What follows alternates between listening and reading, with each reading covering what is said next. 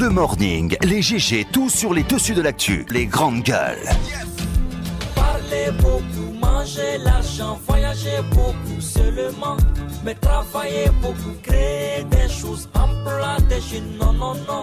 Les dirigeants africains, les dirigeants sont comme ça. Les grandes gueules. Avec le même ravissement, nous vous retrouvons très nombreux, on l'espère, on l'imagine, devant la lucarne joyeuse, où que vous soyez, pour regarder cette émission à la radio. Vous nous écoutez sur 99 tout court en modulation des fréquences à Cancan, 99.7 dans 3 régions de notre pays, dans le Fouta, mais aussi dans la région forestière et dans le Kakadé. Merci de nous recevoir chez vous. 3 possibilités, voire 4 pour interagir à nos sujets. Si vous êtes abonné Orange, GG au 8037, vous faites le 657 39 13 13. Si vous êtes à l'international, vous faites précéder ce numéro par l'indicatif de la Guinée, le 00224. Vous avez la possibilité aussi de nous saisir via notre compte Twitter, #espace GG, ou vous passez par notre site internet www.espacefmguinée.info. À la une, Matoto Gate, le temps continue de monter dans les camps qui se disputent la tête de la commune de Matoto, bien entendu. L'UFDG signe et persiste qu'elle a remporté la mairie de cette commune au terme de l'élection de son exécutif le samedi dernier, à l'occasion d'une assemblée générale extraordinaire hier. L'AG Cellou Dalein Diallo a eu des mots très forts pour exprimer la colère qui anime responsables et militants de son parti. Nous avons atteint la limite de l'acceptable, a asséné le leader de l'UFDG, chef de file de l'opposition guinéenne. Par ailleurs, Kalemoudou Yansane a annoncé que les militants de l'UFDG iront l'installer dans les fonctions de maire de Matoto le lundi prochain. Jusqu'où ira-t-on dans cette preuve de force? On pose la question dans notre émission. Si tout va bien, et là, Cellou Dalein Diallo, on va essayer de l'avoir en tout cas pour prendre son avis sur cette brûlante actualité. Merci de rejoindre l'équipe. Robert Sarah Koulemou, bonjour. Bonjour. Bienvenue dans notre émission. Merci. Bonjour Tambaza Karim Ilmono. Bonjour Abaka. Bonjour à tous. Merci. Bien. Bonjour Moussa Moïse.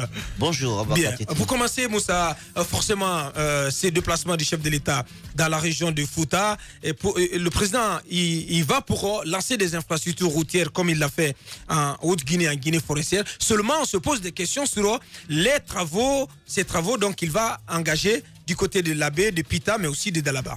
Moi, je pense qu'il faut, dans ce pays, que l'on se souvienne que quand on dit que l'État est une continuité, ce n'est pas qu'une phrase. C'est aussi une sorte de rappel pour dire que ceux qui ont géré les deniers publics doivent avoir quand même l'honnêteté de rendre des comptes. Les grandes gueules. Il faudrait que la justice puisse, soit qu'il y ait d'abord des audits et ainsi de suite, et en fait que la justice puisse être saisie pour que des comptes soient rendus au peuple. Ouais. Parce que ce n'est pas une nouveauté que l'on parle de la voirie urbaine du côté de l'abbaye. Je pense depuis le temps soirée, et au temps du général Sekouba Konaté, on a parlé de la réfection de cette voirie urbaine du côté de l'abbaye. Je pense qu'à l'époque, il y a un montant de plus de 260 milliards de francs guinéens qui ont été décaissés pour faire face à cette urgence. Pour des raisons que j'ignore, l'entreprise qui devait exécuter donc ces travaux, qui avait d'ailleurs délocalisé une bonne partie de sa logistique du côté de la baie, a plutôt travaillé sur des routes secondaires du côté de Conakry. L'entreprise Ancoseng. Ancoseng notamment. Alors, lorsqu'il y a eu, après des enquêtes, lorsqu'on a cherché à savoir pourquoi ça a été ainsi fait, on a expliqué que ça répondait presque aux mêmes exigences, puisque les quartiers qui ont été servis, ce sont des quartiers qui ont presque les mêmes connotations qui ont des atomes crochus avec les habitants de la baie. Donc du coup, c'était la même chose. Donc, mais là, il s'agit bel et bien d'un détournement. On vous a donné de l'argent pour des travaux à un point B. Vous avez détourné cet argent, vous êtes venu faire des travaux dans une zone qui n'était pas du tout prévue et qui n'a pas été choisie pour cela. Je pense qu'on ne peut pas quand même, d'un revers de la main, mettre tout ce montant-là de à côté. Il faut quand même qu'on nous dise la vérité. Qu'est-ce qui s'est passé? Encore 5, 7, c'est une entreprise qui est presque liquidée, mais il y a quelques responsables qui peuvent être interrogés, qu'on sache les grandes quelles sont les implications. Les responsables qui étaient au ministère à l'époque des travaux publics, ceux qui étaient aux finances sont encore vivants. On ne peut pas quand même laisser passer cette histoire. Plus de 260 milliards de francs guinéens. Alors, qui a donné l'ordre de délocaliser les travaux? Pourquoi l'AB n'a pas été servi en ce moment? Ben, j'aimerais bien savoir. Parce que si ça avait été fait, peut-être que les montants qui vont être mobilisés pour cette voirie urbaine auraient pu servir à autre chose. Mais dans ce pays, je pense qu'on oublie trop vite les crimes financiers. Pourtant, les crimes financiers sont des crimes qui plongent ce pays, qui nous mettent en retard et qui font que nous ne pouvons pas faire face à certains défis de développement. Donc, du côté de l'AB, le chef de l'État va aller certes lancer les travaux, mais il faudrait que la lumière soit faite sur ce décaissement. On va demander des explications à notre ministre des TP quand même, Moussa. On va lui demander il doit être au courant de ce dossier. S'il maîtrise le dossier. Au-delà de ça, moi je pense... il ne peut pas lancer des travaux comme ça sans se... Écoutez, vous savez, vous connaissez les commis de l'État. Sans comprendre l'historique de ces travaux. Certains ministres, lorsqu'ils prennent fonction et que vous les interrogez sur les gestions antérieures, ils vous disent, tenez, moi ce qui m'importe, c'est ma gestion actuelle jusqu'à la fin de ma mission.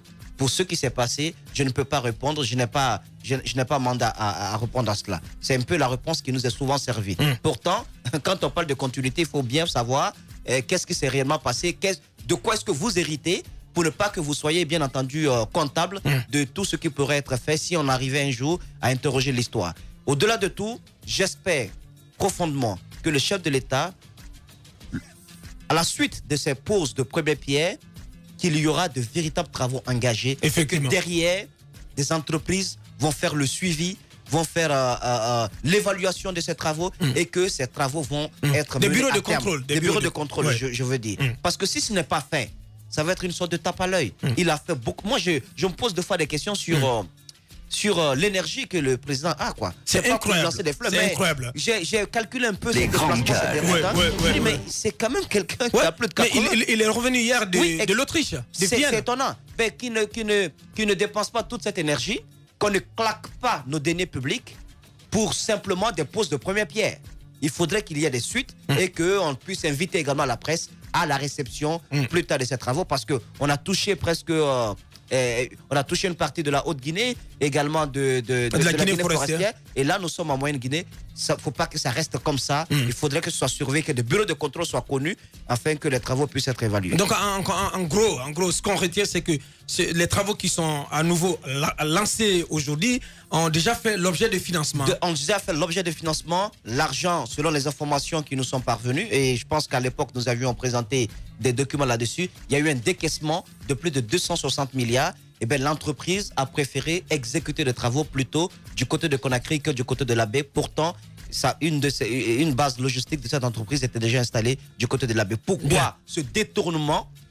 C'est la question que je me pose. Quelles sont les implications et les responsabilités à situer? Bien, malheureusement, on n'aura pas notre ministre des Travaux publics. On nous signale qu'il est à présent à bord de l'hélico pour l'AB. Allez-y, Tamba, vous avez suivi les explications de Moussa Moïse? Bah, forcément, Aboubacar Diallo. Mais ça, c'est une question bien précise, une question même qui n'a pas besoin d'être discutée. Lorsque l'État a déjà déboursé des fonds pour des travaux précis, on ne comprendrait pas que ce même État revienne là-dessus et qu'il sorte à nouveau de l'argent pour les mêmes travaux. Mais en Guinée, ce n'est pas une première. Ça a déjà existé, justement. Ce double financement. Parfois même, on parle de triple financement pour le même besoin. De l'argent sort 3 fois. Malheureusement, on ne demande jamais à ceux qui ont pouvoir de décaissement pourquoi est-ce que les choses se font comme ça. Parce que c'est de l'administration, tout est écrit. Ce n'est pas qu'on a oublié, ce n'était pas du bavardage, il y a toujours du texte. Et on peut revenir là-dessus, il y a toujours des preuves, il y a toujours des traces. Mais on se permet de revenir et de faire la même chose toujours. Mais il faut quand même se dire que ce n'est possible que lorsqu'il y a un véritable circuit de corruption qui est établi autour, à partir des entreprises. Parce qu'une entreprise a obligation de reddition de comptes. Lorsqu'elle reçoit de l'argent public, elle est obligée de rendre ce qu'on appelle le livrable, le travail pour lequel elle a reçu cet argent. Si elle ne le fait pas, elle doit des comptes à l'État. Mais vous voyez bien que pour le cas de Anko 5, il a été possible de ne pas faire le travail de l'abbé et de se retrouver ici à Conakry, comme par transposition de réalités qui ne sont naturellement pas les mêmes. On s'est quand même retrouvé ici à Conakry. Et donc, c'est important de dire que ce circuit de corruption qu'il faille dénoncer, c'est avec lui justement que tout ceci s'organise. Mais moi, je veux rappeler, pour être encore plus précis, pour toucher du doigt cette réalité-là, à Boubacar Diallo, il y a des annonces. Des annonces, on se rappelle le lancement en fanfare des travaux de la nationale à partir de Koya. On nous a dit qu'il y avait déjà du financement acquis pour au moins 5 km. Oui. C'est ce qu'on nous a dit, si vous vous rappelez. Oui. Pour 5 km au moins.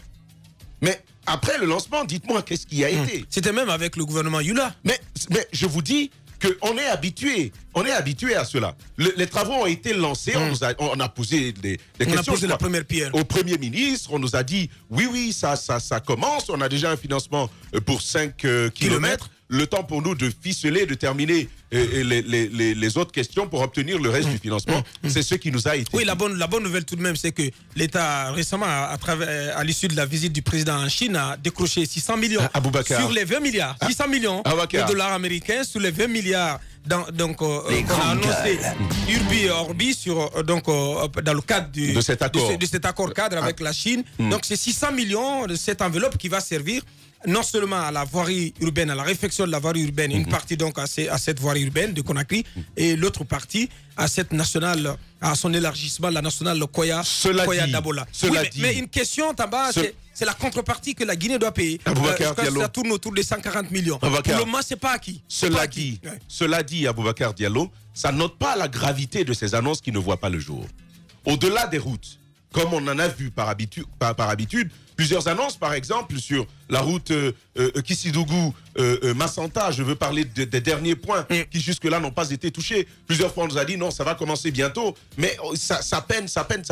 Le président de la République est cette fois-ci allé encore relancer ce travail. Une énième fois, on attend de voir ce qu'il va en être. Mais au-delà des routes, il y a les usines.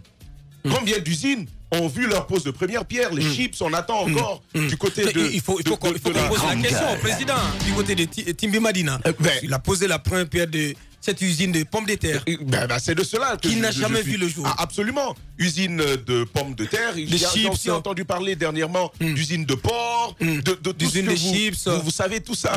Et même parler d'usine de livres. Mais je crois que la prochaine annonce va être l'usine de Cossan. Ce lait. De lait. Voilà, je crois qu'on aura une usine de lait bientôt à venir en annonce. Donc il y a pas mal d'annonces comme ça que le président de la République a faites, comme par exemple l'électrification de la Haute-Guinée avec le solaire. Peut-être que ça aurait pu voir le jour si le Chinois n'était pas mort. Donc il y a pas mal de points comme ça où on a annoncé des choses. Mais au-delà des annonces, on a vu des inaugurations en fanfare. On a vu Plaza Daïman. Des inaugurations de chantiers. On a vu l'hôtel Kaloum. Et ensuite, tout ce que vous savez, il y a pas mal de choses comme ça qui sonnent trop flagramment comme de la poudre jetée aux yeux. Je pense que c'est vrai. La communication politique veut que celui qui prenne la parole fasse des promesses. C'est que la parole soit adossée un peu à la réalité. Voilà, c'est tout ce que l'on demande. C'est vrai, les promesses, il faut en faire. Mais il faut accompagner ces promesses d'actions concrètes qui donnent un peu plus de crédit à ce que l'on dit. La grande souffrance, malheureusement, et là je vais un peu plus loin pour dire que la difficulté que nous avons, même avec le SLEG, même avec tous les mouvements de revendication, c'est ce défaut de confiance. Le président de la République peut dire « je vais le faire », ça sonne dans l'oreille du Guinéen, il nous a encore empapaouté. Les grandes gueules. Tamba. Oui. Allez-y, Jacques. Bon, je vais quand même dire que le président, je crois, il comprend. Il comprend que la population comprend aussi les annonces qui ne sont souvent pas, les annonces qui ne sont pas suivies d'actes concrets. Ouais. Par exemple, la dernière fois, je crois, il a pu entendre parmi la foule qui était venue l'accueillir des personnes qui réclamaient de l'électricité, même si lui, il était venu lancer les chantiers de construction ou de rénovation des routes. Le besoin, il est là. Et je crois, pour le problème de route, en plus de ce qui a été décrit ici par Moïse, il faut quand même noter cette confusion que nous avons souvent dans le choix des missions, c'est pas des bureaux d'études, mais également des missions de contrôle. Lorsqu'il y a de la complicité entre une mission de contrôle et la société qui est en charge de la construction d'une route, il y a bien des difficultés parfois d'obtenir une infrastructure de qualité. C'est ce que nous avons connu sur l'ensemble des voiries ou des chantiers qui ont été réalisés depuis 2010. Je pense par exemple à 2012, lorsqu'on a prolongé la route Matoto-Dapompa, Matoto kilomètre 36, on a vu des failles après. À chaque fois, on est obligé de revenir alors que la route n'a même pas fait énormément de temps. Il y a des travaux en cours. Il faut espérer que cette fois-ci, le ministre, qui on peut pour l'instant attendre dans ses actes, puisque il est en train de travailler, on doit pouvoir contrôler après si, bien évidemment, ces travaux sont de qualité comparativement, bien naturellement, à ce qui a été fait par ses prédécesseurs. C'est ça la bonne question. Est-ce que ces travaux sont de qualité? Mais s'il s'agit de travaux, je pense qu'il y en a un. Il y a des travaux, mais est-ce que les travaux sont de qualité? Et je crois qu'on peut bien essayer. Nous ne sommes pas spécialistes en la matière. Je crois que même les travaux qui sont réalisés ici à Conakry, à proximité de la radio Espace, on peut parfois avoir des doutes. Mais la hauteur qui est donnée à la voie rassure. Mais encore une fois, il faut quand même se donner un peu de temps pour comprendre si c'est beaucoup plus de qualité. Donc ça vous plaît, cette route qui passe sous l'immeuble de la radio, vous la regardez comment? Mais je crois que ce n'est pas encore fini parce que la route, elle est muette pour l'instant. Il n'y a même pas de séparation sur la chaussée. Tout est noir. Je crois on peut. Ouais, mais vous exagérez. C'était pire qu'avant. Avant, tu ne pouvais même pas parler de tracé. C'est pas parce qu'une route scintille que ça fait. C'est ça. C'est la rigidité aussi. Je crois que j'ai commencé par dire. On a des bitumes qui fondent sous le soleil. Sous le soleil, j'ai commencé par dire. Comme de la cire. J'ai commencé par dire que ce n'est pas encore le moment de juger. On peut se donner du temps pour voir si c'est un travail de qualité. Visiblement, c'est attrayant. Et maintenant, il faut attendre qu'on puisse juger de la résistance. Parce que ce qui compte, ce n'est pas la beauté, c'est la résistance. Voilà. Ah, le pont de l'INSA. Le nid d'oiseau. Le pont de licence, c'est un pont de fortune. Maintenant, parlant des travaux qui sont lancés, je pense que, à mon avis, le président n'est pas en train à la cadence à laquelle il fait les choses. Je ne pense pas que ce soit lancer les poudres aux yeux. Bien. Quand on sait que le président est dans une logique 2 ans à peine après la fin de ce mandat, s'il est dans la logique de draguer le peuple de Guinée, je ne pense pas qu'il s'amuse à lancer des projets qui, en tout cas, ne débuteront pas, ils ne serait-ce que débuter, même si ça ne se termine pas, mais qui débuteront pas tout de suite. Je ne pense pas qu'il soit dans cette logique. Et la période est bien ciblée. Pourquoi? C'est 2 ans à peine à la fin de son mandat que le président de la République, le président Fakonde, décide de lancer sur tout le territoire national des grands projets. Je pense que le Premier ministre Kassouri Fofana avait annoncé, il a annoncé qu'il y aurait d'ici le mois de juillet prochain des grands projets qui seront lancés sur tout le territoire national à la suite du dernier voyage du président de la République en Chine, où il a quand même réussi à mettre le grappin sur quelques montants des 20 milliards de dollars annoncés l'année dernière. Donc je pense qu'il est dans une logique de drague. Oui. Et dans sa logique de drague, il draine avec lui le ministre des Travaux publics, puisque c'est quand même l'un des pans les plus importants du développement de notre pays. C'est la route. Il y a beaucoup de manque de route.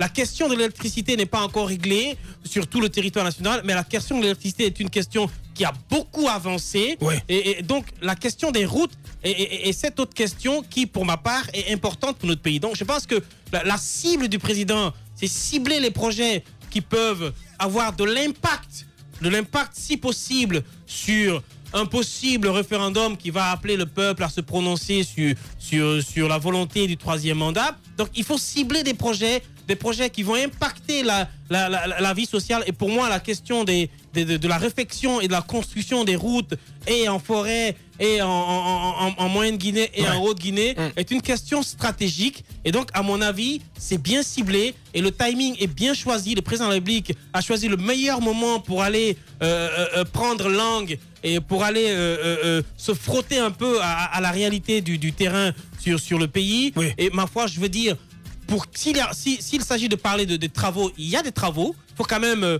à un moment donné, féliciter le peu de réalité que le président, que le ministre des TP est en train de réaliser sur la question de réfection des routes à Conakry et sur la question des constructions des routes, des projets de construction des routes à l'intérieur du pays. Je pense que l'inquiétude de Tamba, surtout sur le bout de terre Condé Banou qui fait misère à tous les usagers qui vont en forêt à partir de Kissidou. Je pense que Tamba a assez galéré dans cette zone, surtout quand il part dans son village. Sur ce bout de terre, à chaque fois qu'il revient, l'enfer du monde. À chaque fois qu'il revient, on remarque qu'il a perdu 5.